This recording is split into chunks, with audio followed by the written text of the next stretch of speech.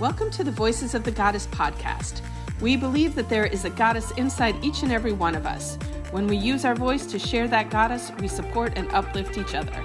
Join us each week as we interview women to receive the message of their goddess within.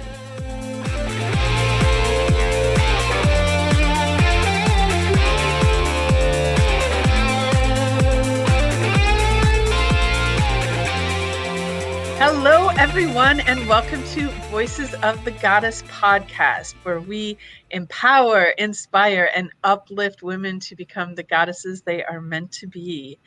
And I am Julietta, the magical PT. I've been a physical therapist now for 30 years. That seems crazy that so much time has gone by, but I help busy people bring balance to their body, mind, and spirit, because if they're not all balanced together, your body's not going to be any good anyway.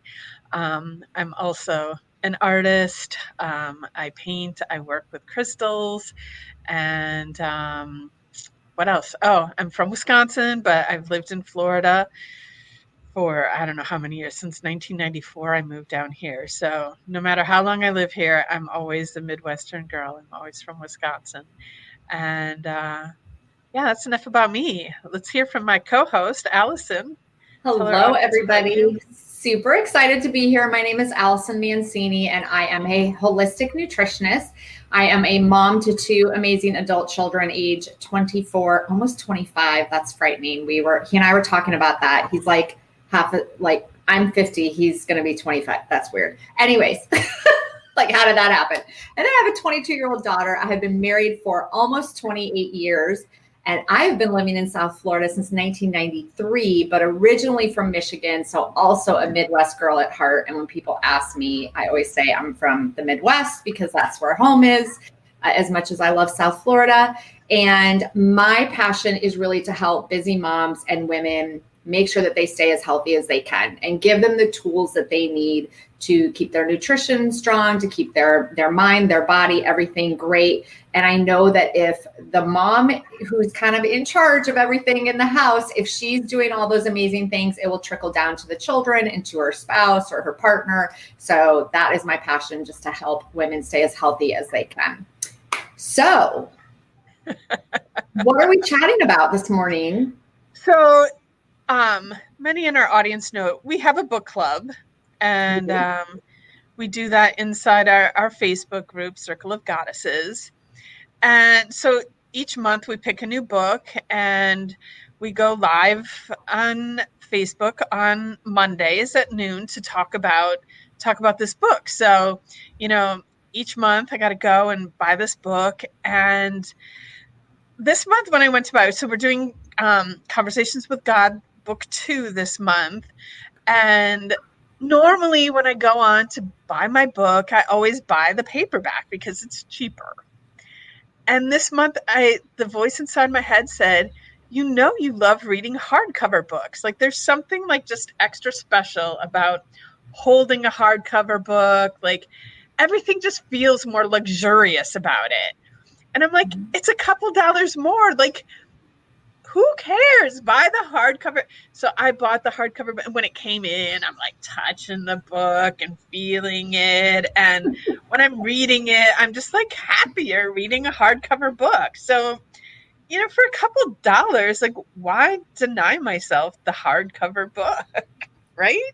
So we've been talking about that. We've been talking about how we tend to, and I don't know if I think it's more of a female thing. I hate to say it because I don't think men do this. At least my husband doesn't. Like, if he wants something, he just buys it. Right. But we as women are like, no, I probably shouldn't. I don't really need it. It's okay. I'll just get the less expensive version like you did. I do the same thing every time. In fact, I don't have my Conversations of God book 2 because I told my husband, no, it's okay. Don't get me the hardcover. The paperback is fine. Which the paperback took a week to come, and the hardcover I would have already had by now. So my bad. Julietta and I are learning how to not feel guilty and do those things and buy the hardcover. It's only a few dollars more, and you deserve it. Like, we deserve it. Stop feeling guilty. That's our whole, at least that's my takeaway. I need to stop feeling guilty about this stuff because it's okay. I'm not going to go broke over a couple more dollars on a hardcover book, right? Right. Exactly. I'm like, I don't go to Starbucks for coffee every day. Like that's probably the price difference, the cost of a cup of coffee. So my husband calls it $5. Because whenever I go to Starbucks, and it's not very often anymore, but when I go as a treat, I walk out of there and it's $5 because I have to do the soy milk or the coconut milk, and they add on 60 cents, $1 for every single thing. Extra pump of chai, there's another buck. It's like ridiculousness. Anyways. All right. Are we ready for a guest? I think so. I'm so excited for this guest. Me too. All right. Let's bring her on. Hello, Joy. Hi, Joy. Hi, everybody. Hi. So excited to see you. We haven't seen you, quote unquote, in a really long time, and that makes me sad, but we're really happy you're here today. I'm happy to be here. Why don't you tell our audience a little bit about you? Okay, well, thank you both for including me in this journey. I've really enjoyed listening to the podcast, and I just appreciate you both so much, and I am really happy to be here. My name is Joy Lynskey. I own Jewel Tone Interiors. I'm the last of a blended family of 6 from Florida, like 6th generation Floridian, University of Florida grad. I met my husband in 2005. He came with a bonus daughter. So I have a 21-year-old. And then we have 3 kiddos together. Nice. And 3 little ones. Yeah, 3 under 10. Oh, yeah. No. 2 was enough for me. That was good. So tell us more about what you do, though, at Jewel Toned.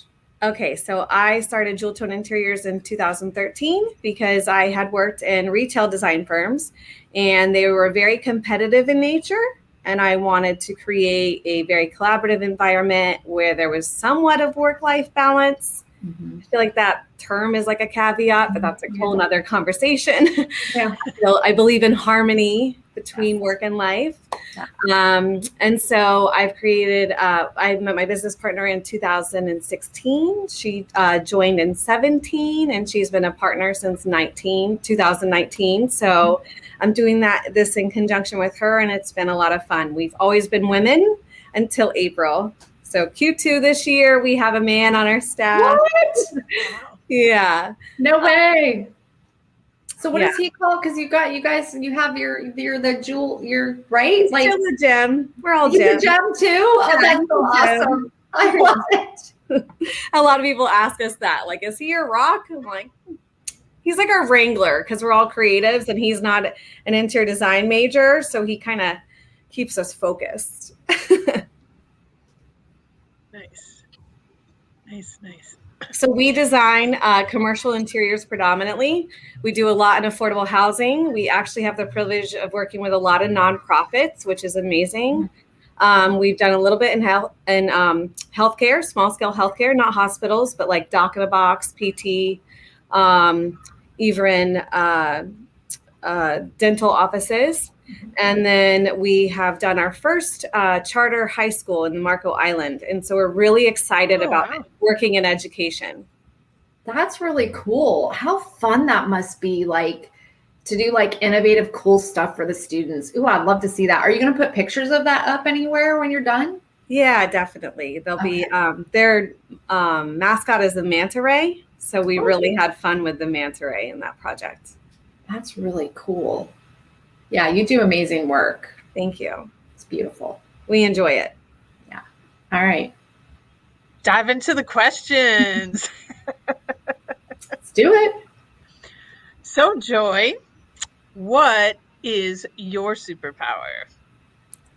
Oh, this one was so hard. I love that you ask, or like, what would you want to have? Mm-hmm. Mm-hmm. Yeah. So I feel like my superpower is connections. And finding connections between people or things that other people may not see. That's probably stems from being a creative and just kind of thinking about things a little bit differently. If I had to choose, it'd be teleportation. I love it. because I would love to be able to go to any culture at any time. I love to travel. I miss it. It's one of the hardest things about having kids is not being able to travel as much. I just get so inspired with experiencing other cultures. Mm-hmm. Oh, yeah. I would love that too. And mine is not even just the traveling too, but the history. Like I'm a huge history buff, like to go back and see all those different cultures and the way that they lived. Like that would be so cool. Yeah. I thought about that too with time travel. Yeah. Love that. For sure. Teleport through space and time. There you go. That's what I'm thinking. I'm thinking both, right? Yeah. Oh yeah. Cause like in Outlander, when they switch and they're able to go to like such a great show. New country and new time at one time. Like, yes. Because at first it was just the same time. And then it's just space and time. And it's so funny because I think about, I need to go watch that again because it was just so good. Like, I love that. Aren't they supposed to be coming out with a new season or something? But something got put on hold. I don't know. I think I haven't seen the last season because it wasn't on any of my, I don't know who streaming. Who streams it, but so I haven't seen the last season. And speaking of books, I tried to read that book. It's like that thick. It's huge. I bet. Nah. And it would be hard not to see what you've already seen. I know. If I should have done it the reverse, I should have read the books first. But well, it is what it is. Yeah, but he's pretty handsome. So he's pretty nice to look at, no doubt. No doubt. I'm married to a British redhead, so. Oh, that's right. You are. Your type. I'm partial. A little partial to that. Yeah. Oh man, that's funny. Hilarious. All right. So, question number 2, Joy, is what is your favorite book or a book that has most influenced you? I love how all your listeners and interviewers are such readers. Like we're like nerds unite. All of us. So true. So if I was going to say the most transformative for me is Dr. Brené Brown, The Gifts of Imperfection, because I'm a recovering perfectionist and a recovering people pleaser, like as in it's a practice. I've read it 3 times and I plan to read it annually just as like a reminder. Yeah, it's just every time I pick it up, I find something new. And then I have to mention Get a Grip. It's the EOS methodology. It's by Gino Wickman. That's what I run my business around, is that whole methodology. And that's really helped transform our business. That's a new one for me. Get a Grip is more of the storytelling style. There's a book called Traction, and it's more of like a textbook. So it's funny because a lot of women gravitate towards Get a Grip, and then the men like Traction. It's like the brass tacks, you know? Yeah. That's really cool. So it's interesting. Of course, I've heard of Brené Brown. I feel like if you have not heard of Brené Brown, you're living under a rock these days because she's well known. Right. She's everywhere. So I actually was going, I'm a podcast junkie as long as a book junkie. You can see all my books behind me. And I'm walking the dog yesterday and I'm like, you know what? I've never listened to Brené Brown's podcast. Let me jump on and listen to it. I was like, I really like her. I've never read one of her books. I know nothing about her other than she's well known. And I'm like, let me listen. She was so good. I'm like, now I need to, because I am a perfectionist, ridiculousness. Like that was one of the things Julietta and I know for me, and I think she and I have talked about this, we really had to let go of that with this podcast, because if we had held on to that idea of perfectionism, we still wouldn't be, we wouldn't be at over 60 episodes if that was the case, because the two of us, like, thank God we had each other to be like, okay, it's okay. Like we can do this, and it can, like, we've had times where we've like in the middle of interviews, we've totally lost people, like, and we're like, all right, so moving along, like, you learn to work through the imperfections, right? Yeah. I appreciate that. And I've got to check out both those books because I've never read either one. She helps me get out of my own way. Right. Yeah. Yeah. And I would, if you are going to read that book for the first time, she did this summer. She did a whole series with her sisters. She has identical twin sisters, and they delved into every guidepost. So you could do like read the guideposts and then listen to them, and it would be like a deeper dive. Huh. Cool. Thanks. Yeah, it's neat. Love that. But I often speak about being a recovering perfectionist, and I had this like aha moment. I don't know how many years ago now, but quite a few back, where if anyone hears me talk about like I had the best parents ever. Like I have zero complaints about my parents. And my parents always told me that I was perfect. And I was like, how awesome is that to have parents that like think you're perfect? And then I had this realization, like they always tell me I'm perfect. And that just like reinforces to me that I have to be perfect. And like, failure is not an option. Being imperfect is not an option. And like, dang, that set me up for so much stress. And, having that awareness, it's like, and you know what? I can even be imperfect and they will still love me the same, and they'll probably still think I'm imperfect, or that I am perfect even when I am being imperfect. So yeah, in their eyes. That's so interesting because and my flip side was it was never enough. Like it was always told you need to try harder, you need to do better. That was the message I got from one of my parents, not both, throughout a lot of my life. And it's so interesting to me to look at the two perspectives of you and I, and we both turned out to be perfectionists. So as a parent of two young adults and Joy with three little ones, finding that middle ground with your kid, as you're raising your kids, is challenging, no doubt about it, But I think, like you just said, Julietta, is making sure that your children know that no matter what, whether they do things well or not well, that you love them anyways, and they are amazing just as they are. And I think that's the one thing I try to impart upon my kids, because my kids are definitely hard on themselves, and that's probably my fault. So sorry, my children, as you're listening. I love you. They are adults and they get to make their own choices. Yes, so. That is true. All right. I like that. Okay. Thanks for those book suggestions. Yeah. So next question, Joy, is what is your favorite self-care practice? Because as a mother of three, you better be finding some time to take care of you also. So I need to be more intentional in this realm for sure. But my favorite is, and actually something that my business partner and I are doing tomorrow, is floating. It's a sensory deprivation.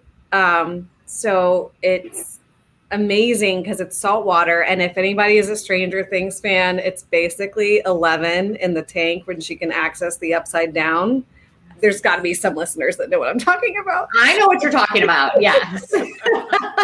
So when I surprised my business partner to go floating for the first time, I said, we're going to go access the upside down. And she was like, wait, what? Like, because she just was like freaked out. Like, what does this mean? But then when we got there, and I had met the owners of the local one in Fort Lauderdale, Float 8. I had met them at a leadership, like an entrepreneur's organization, kind of networking happy hour thing. Mm-hmm. And her name's Destiny, so we just immediately like hit it off. Joy Destiny, we just had so much fun. And then she told me about this, and I was like, I have to go like as soon as I can. So we've gone 3 times. So want to be more, we were hoping to like make it a quarterly thing. It's 90 minutes. Mm-hmm. And like both of us were like, we can't do 90 minutes. We can't. Mm-hmm. And like, we're like, is there like a half-hour version? They're like, we really recommend you do the full 90 because there's like so much there for you, to like kind of let go of. But then once like after your second, third, whatever floats, your subsequent, like you can just get there from a meditation standpoint. So like accessing like alpha waves is so much easier because there's no distraction. Everywhere you try to meditate, there's still distractions. Yeah. So Julietta has done this too. And she's talked to me about it, and I'm like, I can't, I'm just supposed to lay there for 90 minutes. I know. It's amazing. I don't know that I can do it. You might take a nap. I think I have. Okay. So a friend of mine that I've actually done, she owns a flotation tank, and she goes and sleeps in her tank. Like she'll go in for 4 hours. Oh, wow. And, yeah. So I'm mildly claustrophobic. And so the first time I went, I was like, is this going to be an issue for me? And it absolutely wasn't. I was like, it's totally fine. And Allyson, you just have to do it, Allyson. Like it's an amazing experience. I didn't know that there was actually a place. So it's called Float 8. It's in Fort Lauderdale. I had no idea. So I drive by it every single day because it's on now my you way have to no the excuse. office. Yeah, it's pretty amazing. And if you go in there with like a problem to solve and you want to mentally just like focus on that, I found it really cool because you can just get to access to things you might not have thought about being vertical. All right, I'm gonna have to try it. Julietta, you might have to go with me for the first time. Let's go do it. Yes. All right. Yes, buddy system. I love it. Yay. If the audience can see my face right now. I am not mildly claustrophobic. I am hugely claustrophobic. And let me tell you why. This is a good story and a little fun for our audience. I have 2 older sisters. I'm the youngest of 3 girls. My middle sister and I have a love-hate relationship. I truly love her, but when we were kids, we hated each other. Well, she hated me. I loved her. I was one of those like annoying little sisters. So I would beg her to play with me anytime. And she was like, I'm not playing, whatever.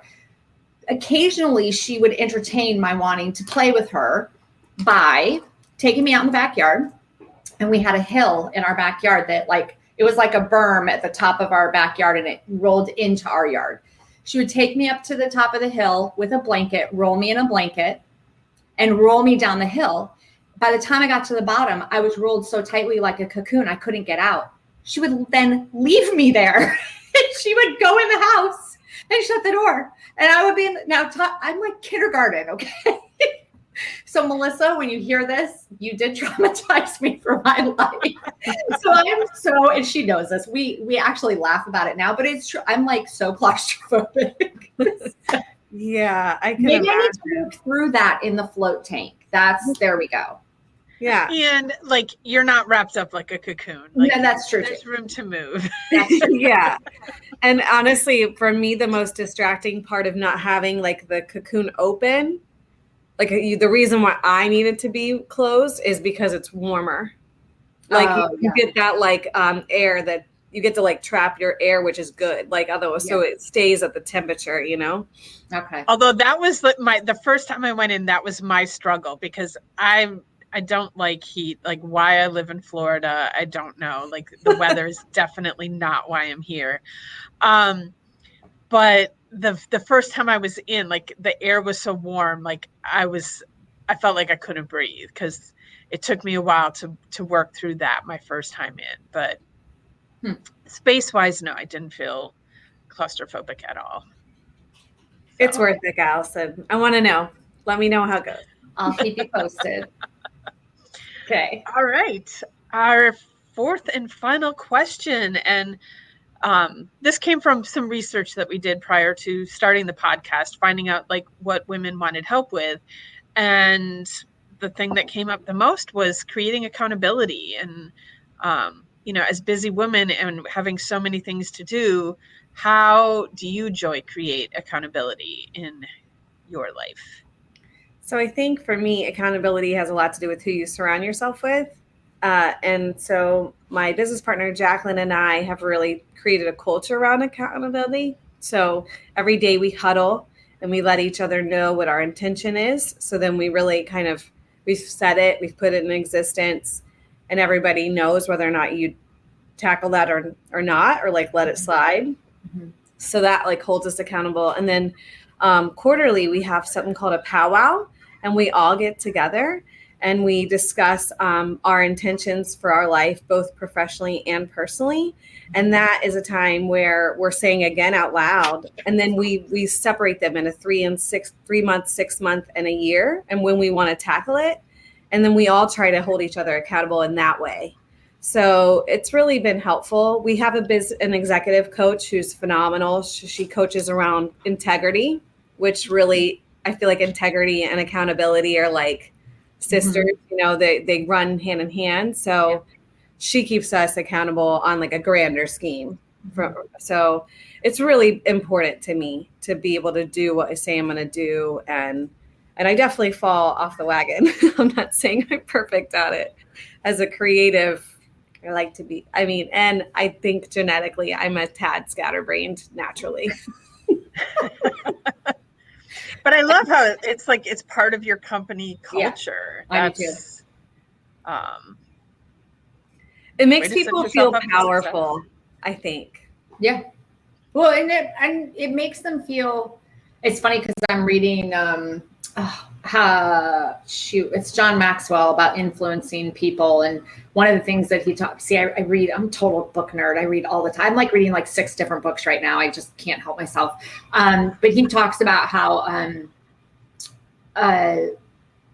making people feel appreciated actually makes them want to be more accountable, right? Like, because you show that you appreciate them, you're supporting them. So I think it's really cool that you do like your huddle at work and you have your quarterly, and I think that's awesome. And what a great culture, what a great company to work for. Oh, thank you. Can I come work for you? I know. I was gonna say, oh my gosh, an in-house PT, don't even tease me. But you know what? I mean, would we expect any less of Joy? I mean, you and I have known Joy for a few years now, and yeah, I can totally see her having an amazing culture in her office, and of course with Jacqueline too. She's awesome. Thank you. Yeah, Thank you. Cool. Okay. Awesome. Well, this has been so much fun. My goodness. All right. Are we ready? It's time for our takeaways. Okay. What's my takeaway is I got to read that book, The Gifts of Imperfection. I need serious therapy on that, because even though I'm getting better about not having to be perfect, it still causes blocks for me for sure. Like with my whole course, that's part of my issue, is that I feel like it's never good enough. So I need to definitely read that book. So that's my takeaway. I'm going to order it on Amazon today and add it to the other 6 books I'm reading right now. Well, and to that, Allyson, though, I'd say give yourself the grace. I feel like with this whole like Zoom world, that we live in now, people have so much appreciation for like the rawness and authenticity that'll come from your digital course. You know what I'm saying? Like, it doesn't have to be perfectly polished. Sure. Our world is different.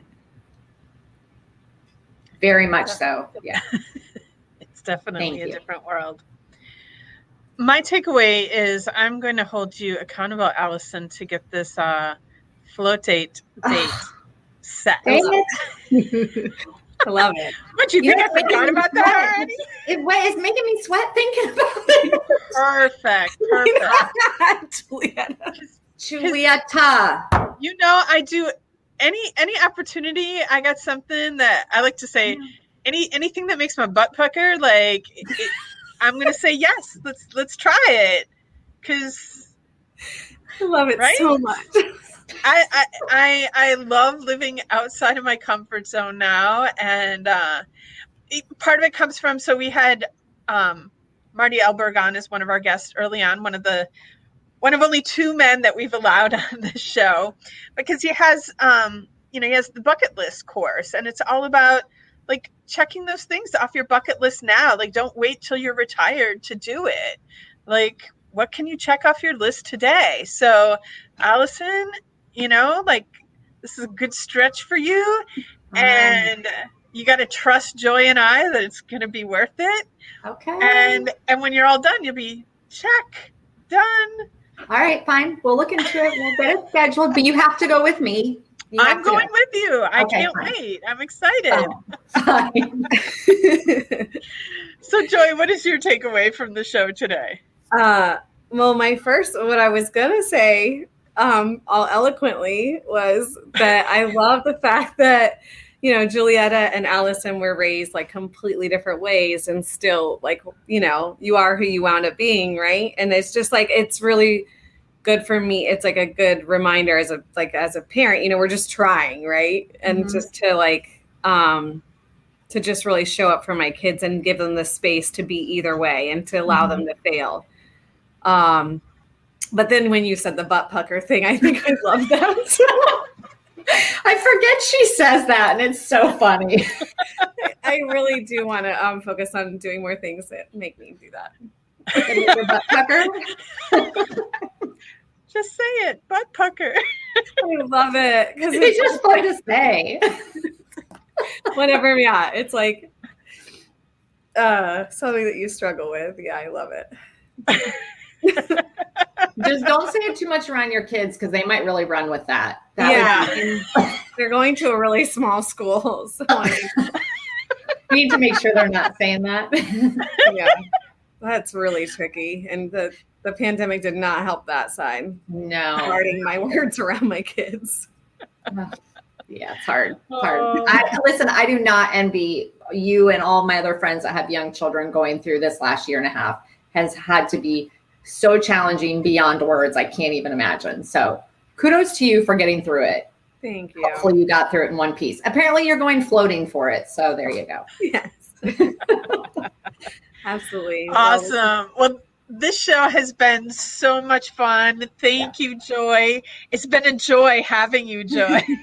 I've never heard it before. Yeah, I know. How many times did she get told that? I was a server, so quite a bit. Oh my gosh. Yeah. But that's how I met my husband, so it's okay. Yeah. Thank you, ladies. This is amazing. Excellent. And thank you to our audience for listening in. And if you've enjoyed what you heard, please subscribe, follow, like, share, all of that good stuff. We'd love some reviews in our on our podcast as well. So if you feel so inclined to be wordy, we'd love that too. And if you want to know how to get in touch with Joy or Allyson, myself, or access any of the things that we've spoken about in this podcast today, look for that in the show notes. You'll find it all there. And I want to wish you all a very magical day. Bye. Thanks. Bye. Bye, guys.